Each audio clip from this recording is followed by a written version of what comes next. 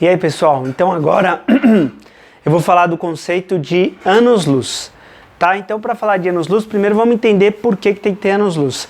Então, se a gente pensar em distâncias cósmicas, se a gente sair da nossa Terra, é tão difícil a gente sair da gente, né? Imagina sair do planeta. E a gente pensar no universo como um todo, no cosmos, a gente vai ver que existem coisas que estão muito distantes. E essas coisas estão tão distantes que usar metros, centímetros e quilômetros não é que não faz sentido. A gente tem a noção errada das coisas. A noção errada de quão perto e quão longe, porque esses números vão ficar muito grandes. Tá certo? Então, em termos de proporção, é melhor a gente reduzir a unidade de medida, a unidade de comparação. Por isso que é tão importante o ano-luz, entender o conceito. Então, ó, só para te ter uma ideia, né? A diferença entre as estrelas mais próximas, a gente está falando aí de 100 anos-luz, a gente vai falar da Via Láctea, a gente está falando de 10 mil, e assim vai embora para as outras galáxias, e à medida que a gente vai se distanciando da Terra. Quanto mais longe da Terra, mais a gente vai precisar de uma medida que seja proporcional a essa distância que é muito grande. Tá legal? Então, se a gente pensar, então vamos entender o que é um ano-luz. Um ano-luz é uma distância, tá certo? Um ano-luz é a distância que a gente percorre se a gente andar o ano inteiro utilizando a velocidade da luz. Essa é a distância máxima possível em um ano. Por quê, professor? Porque a velocidade da luz de 3 vezes 10 a 8 metros por segundo é a maior velocidade possível na natureza, pelo menos do que a gente viu e entendeu até agora.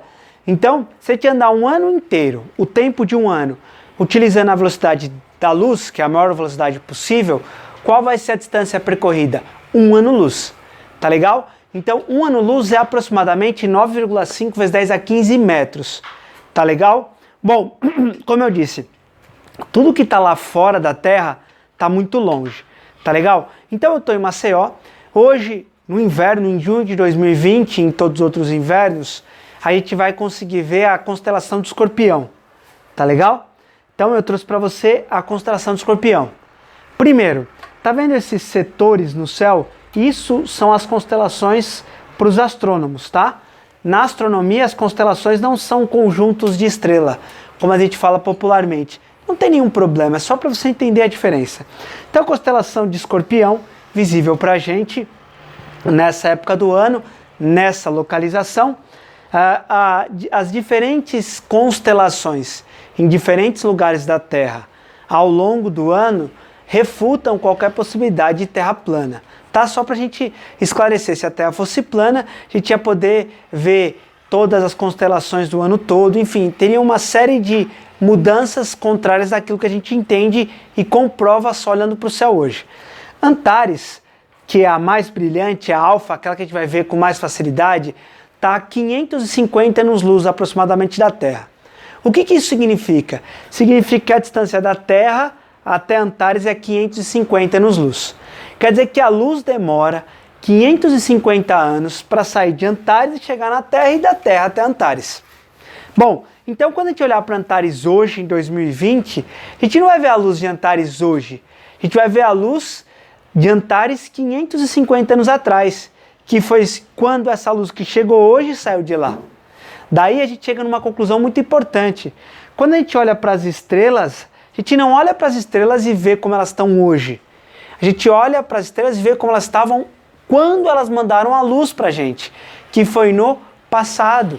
Por isso que olhar para o céu, olhar para as estrelas, é olhar para o passado das estrelas e não para o presente.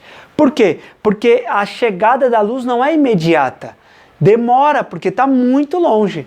Entendeu? E cada estrela, apesar de parecerem próximas, vão ter uma diferente distância. Então a gente nem olha para as estrelas como estavam há 550 anos atrás. É 550 anos de Antares que tem uma distância. Para outras estrelas, terão distâncias diferentes e tempos diferentes.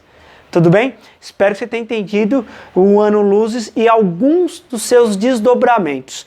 Para você se debruçar mais sobre esse assunto, você pode assistir a série Cosmos, tá certo? Nas suas várias versões disponíveis no YouTube e nos canais de streaming e de TV fechada. Fica essa dica, você vai gostar muito de aplicar esse conceito nessas séries. Valeu, abraço!